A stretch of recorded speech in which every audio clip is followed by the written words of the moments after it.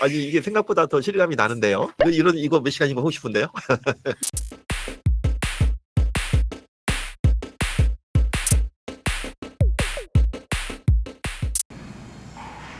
안녕하세요. 안녕하세요.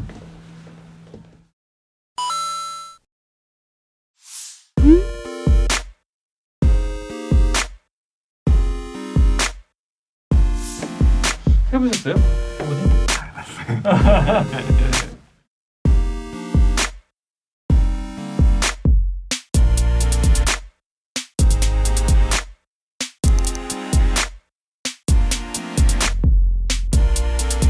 만나서 반갑습니다. 안녕하세요. 안녕하세요. 반갑습니다. 오늘 메타톡 사회를 맡은 KBS 안승길 기자입니다. 저 지난주에 두 번째 만남인데요. 저희 메타톡은 오늘 6월 선출될 교육감 후보자의 정책과 비전에 대한 우리 교육 당사자들이죠. 실제 학교에서 접하는 우리 전북 청소년들의 진솔한 생각 들어보기 위해서 마련됐고요. 황우진 전북교육감 후보자 나오셨고요. 후보님 안녕하세요. 안녕하세요. 반갑습니다. 네, 안녕하세요. 반갑습니다. 오늘의 주인공입니다. 또 정말 귀한 분들 다시 한번 함께 하셨어요. 우리 전북 각 시군의 청소년 참여기구에서 활동하고 있는 청소년 위원 11분도 함께 하고 계십니다. 반갑습니다, 여러분. 와. 안녕하세요. 반갑습니다. 여러분. 전북의 미래인 우리 청소년들의 목소리가 앞으로의 교육 정책으로 반영되는 계기가 되길 다시 한번 기대해 봅니다.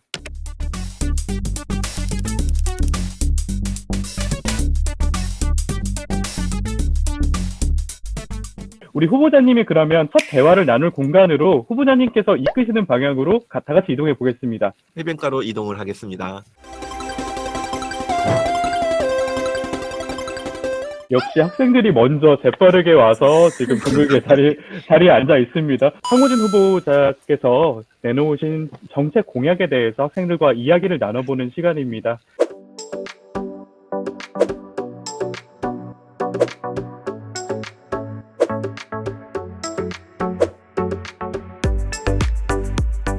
의견 있는 학생들 손 들고 질문해 주시겠어요? 네, 지금 두 분이 드셨어요. 소방님 먼저 이야기해 볼까요? 학교 체육을 활성화하고 권역별 청소년 종합 스포츠 타운을 만드시겠다는 공약이 있잖아요. 처음 들어가는 예산뿐만 아니라 그런 걸 관리하다 보면은 꾸준히 많은 예산이 필요하고 또 들어갈 것으로 생각되는데요. 혹시 예산 확보를 어떻게 하실 생각인지 궁금합니다. 그 원천적인 기쁨이 뭔지 아세요? 저한테 얘기해주는 사람이 없었는데 저는 근래 깨달았어요. 우리 사람은 자기의 신체를 자기 의지에 따라서 마음껏 움직일 때 가장 크고 원초적인 기쁨을 느낀다고 합니다. 그게 바로 체육이죠. 스포츠입니다. 학교에서 스포츠 시간, 체육 시간이 있긴 합니다만은 제 기억에 그렇게 신났던 기억은 별로 없었어요. 저는 우리 이 스포츠가 정말 내가 좋아하는 스포츠를 지속적으로 활동을 할 수가 있고 또 이걸 평생 즐기면서 건강관리 할 수 있는 필요하다고 생각을 했어요. 그 예산은 항상 가장 큰 관건이죠. 전 우리 전라북도 4조 가까운 예산 중에서 일부 절감하면 충분히 예산 확보는 가능하다고 생각이 듭니다. 네, 감사합니다. 그리고 예. 또 손든 친구 있죠? 친환경 유기농 학교 급식을 추진하신다고 하셨잖아요. 근데 농부분들이 유기농으로 농사 짓는 게 얼마나 어려운 거를 아는 입장으로서 유기농이 아닌 농산물을 해서 안 좋은 식품도 아닌데 왜 굳이 유기농으로 학교 급식을 해야 되는지 모르겠습니다. 학생 한 명당 급식의 금액이 정해져 있잖아요. 유기농 식재료를 구입하느라 예산이 금액이 너무 커져버리면은 급식이 부실해지지 않을까. 그래서 이제 차라리 학생 한 명당 총 금액을 늘려주는 게 더 실용적인 방안이 아닐까. 그렇죠. 우리가 한 끼 식사 단가는 정해져 있다고 생각하기 때문에 이런 생각이 나오는데 그 정해진 단가 내에서 우리 성장하는 학생들 고기도 좀 많이 먹고 배불리 먹고 이제 이걸 생각을 해요. 다 그런 얘기를 하죠. 교육 당국자가 판단하기에 따라서 3,700원이 아니고 5,000원이 돼야 되겠다. 5,000원의 그 예산을 어떻게든 확보할 수 있는 길은 있습니다. 혹시 유기농 급식에 대해서 조금 더 의견 있는 친구 있습니까? 유기농이라고 하면 맛이 많이 없는데 학생들은 고작 12년 된 급식을 먹는 거란 말이에요. 근데 굳이 학생들은 뭘 먹어도 이거 건강해요. 유기농 급식이 맛이 없다는 것은 사실은 우리는 이미 너무 인공 조미료에 저기 길들여져서 그렇거든요. 그동안 너무 싸고 그 자극적인 이런 가공식품이 길들여져 있는 거예요. 이제는 신선한 채소 중심의 건강 농산물 중심으로 이제 요리를 개발해 간다면 얼마든지 맛있게 건강식을 먹을 수 있다고 생각해요. 여러분들이 미래를 위해서 병원에 가지 않고 건강한 생활을 할 수 있다면 약간의 비싼 값을 지불하고도 유기농 쌀을 해야 되지 않을까요? 저희가 주로 지구온난화를 심화시키는 원인을 플라스틱으로 생각하는데 사실은 그게 플라스틱이 아니라 종이로 만들어진 책과 같은 물건이 오히려 더 이산화탄소 배출량을 높인다는 그런 연구 결과를 전에 본 적이 있습니다. 그 코로나 이후로 저희 학교에서는 수업에서 미디어 기기를 사용하는 비중이 늘어났는데요. 반장 과제물을 따로 모을 필요가 없어졌고 선생님도 평가를 하기가 훨씬 수월해졌습니다. 교과서 전자 도입에 대해서 어떻게 생각하시는지 궁금합니다. 그런 양면성이 있다고 생각을 해요. 종이 그 책을 쓰지 않으면 자연보호 효과가 분명히 있어요. 온라인과 오프라인의 차이라는 게 있습니다. 우리 세대만 해도 일단 오프라인 상에서 종이책을 만지고 봐야 이게 그 책을 보는 느낌, 공부하는 느낌이 있었거든요. 근데 요즘 세대는 다르다고 봐요. 그래서 여러분들은 오히려 그 온라인 상에서 이 모니터에서 있는 내용들이 더 생동감 있고 살아있는 느낌을 받을 수도 있습니다. 그렇다면 생태계 보호 측면도 있고 그 여러분들한테 적합한 방식으로 또 많은 컨텐츠 제공할 수 있고 또 효과적으로 검색도 가능하고 저는 전자책도 부분적으로 전면적으로 도입하는 데는 좀 어려움이 있겠지만 동의한다. 이런 입장이고 우리 지구를 보호하기 위해서도 필요하다 이렇게 말씀드리고 싶어요. 후보님이 생각하시는 뉴칼라 인재란 구체적으로 무엇인지, 그리고 현재 뉴칼라 인재의 양성이 사교육에 의존되고 있는데 학교 교육에서 그러한 인재를 양성하기 위해서 어떠한 계획을 갖고 계신지 그 뉴칼라 인재의 개념은 어떤 전공을 하고 어떤 일을 하더라도 첨단의 정보 기술을 활용해서 부가가치를 높이는 인재가 필요하다. 우리나라 그 학교에서 이런 교육이 너무나 부족해요. 그래서 인공지능 융합 수업이랄지 4차 산업혁명 체험센터랄지 뭐 이런 것을 좀 해가야 됩니다. 예를 들면 드론 조작법을 익히는 건 단순한 것 같지만 이 코딩 교육 같은 걸 제대로 한다면 여러 대의 드론이 함께 군무를 추도록 하는 이런 프로그램을 짜서 실제로 작동을 해본다면 얼마나 놀라운 기억이에요.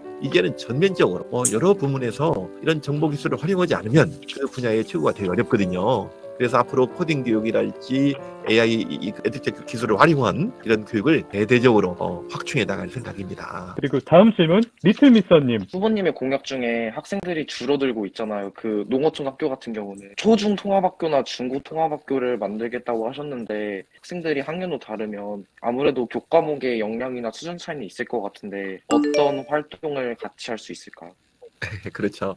같은 현재 수업을 같이 받고 있는 그 반 학생들 사이에서도 수준 차이는 상당히 큽니다. 학년이 다르고 학교 급이 다를 경우에 이걸 통합 학급 또는 무학년제가 어려울 것 같지만 특히 체육 같은 과목은 이건 굉장히 그 적용 가능성이 크고 특히 아까 그 AI 어떤 디지털 교육 같은 코딩 교육 같은 것은요 학년에 관계없이 같이 통합해서 수업에도 또 굉장히 성과가 크다는 그런 실증적인 그 연구 성과들이 경험적인 사례들이 많이 있어요. 그리고 여러분들 그거 아세요? 가장 훌륭한 선생님은 또래 선생님이다 하는 얘기가 있어요. 선생님들이 생각하는 사고 체계와 어휘하고 여러분들의 사고와 여러분들이 쓰는 언어가 다릅니다.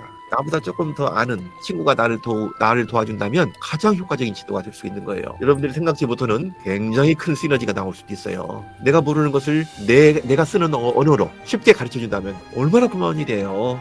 또 이걸 보완할 때는 동료 학습, 동료 지도, 선배 멘토링 이런 걸 통해서 하는 것이 굉장히 효과적인 방식이 될 수 있는 거죠. 황호진 후보님께서 학교폭력 예방을 위해서는 예술치료 프로그램이 필요하다고 주장하셨는데 학교폭력 관련해서 어떤 생각을 가지고 계신지 궁금합니다. 사실은 학교폭력의 문제는 굉장히 복합적이에요. 그리고 학교 생활도 적응도 잘하고 친구 관계도 좋고 학업 성적도 좋은 아이들도 어느 순간에 왕따를 당하고 어느 순간에 극단적인 선택을 하는 경우도 있어요. 이게 제일 중요한 것은 학교라는 공간이 서로 인정해주고 존중해주고 협력해가는 이 공간으로 인정이 돼야지 경쟁적인 공간이 돼서는 안 됩니다. 일단 경쟁이 있어야 뭐 공부를 잘한다? 이것도 굉장히 잘못된 허구입니다. 그렇게 볼 때 일단 학교 분위기가 서로가 인정해주고 존중하고 협력하는 분위기가 중요하고 또 그걸 예방할 수 있는 방법 중에 하나는 학생들 서로 간에 학교에서 행동 규범을 서로 합의해서 만들고 서로 지켜가고자 하고 또 자율적으로 통제해가는 그런 노력이 학교 폭력에서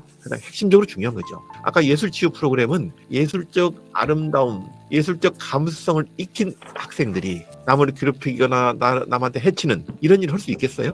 정서를 순화시켜주고 더 아름답고 부드러운 심성을 갖추게 한다는 의미에서 학교 폭력 예방 교육으로서 효과가 상당히 크다. 학교 폭력 예방을 위해서는 나로부터 시작된다. 이렇게 생각하시면 되겠습니다. 네, 말씀 감사합니다, 부모님. 시간상 이렇게 마무리를 하도록 하겠습니다. 오늘의 소통의 자리가 학생들에게도 앞으로 학교 생활하고 사회생활하는 데도 많은 도움이 되길 기대해 봅니다. 마지막으로 예. 학생들에게 인사 말씀 부탁드리겠습니다. 저는 오늘 이렇게 우리 학생들과 이런 메타버스를 통해서 메타톡을 했지만 너무너무 기쁨이 커요. 현장에 있는 학생들과 이렇게 직접 소통한다는 것이 정말 그 처음 있는 일이거든요. 이게 좀 앞으로 활성화됐으면 좋겠다. 이런 생각이 들고 여러분 한 분 한 분 여러분들이 세상의 주역이고 주인입니다. 여러분 반갑습니다. 감사합니다. 아니 이게 생각보다 더 실감이 나는데요. 생각보다 더 네, 이렇게 네, 되면 얼굴이 보이니까요. 이거 몇 시간이고 하고 싶은데요. 아, 저도 1시간은 너무 부족한 것 같아요.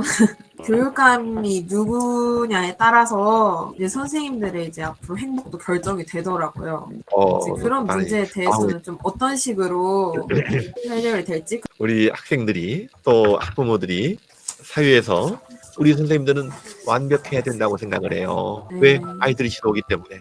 근데 선생님이야말로 너무나 외롭고 너무나 힘겨운 직업이에요. 저는 상처도 진짜 아무나 많고. 하는 게 아니라고 생각해요. 근데 중요한 것은 어디에 나가서 이걸 표출할 수도 없어요. 교육 당국과 교육감의 역할은 우리 선생님들을 보호해주는 든든한 울타리가 돼야 된다. 그래야만 선생님들은 제대로 연구하고 아이들 지도를 열성적으로 할 수 있다. 교육감은 이렇게 얘기할 수 있어야 돼요. 우리 선생님들의 교육적 판단과 지도를 존중합니다. 혹시 문제가 있다면 그 책임은 제가 지겠습니다. 라고 매일이라도 얘기할 수 있어야 돼요. 결국 서로 간의 신뢰가 달려있기 때문이라고 생각을 해요. 한번 어긋나면 다시 되찾기가 힘들거든요. 어렵죠.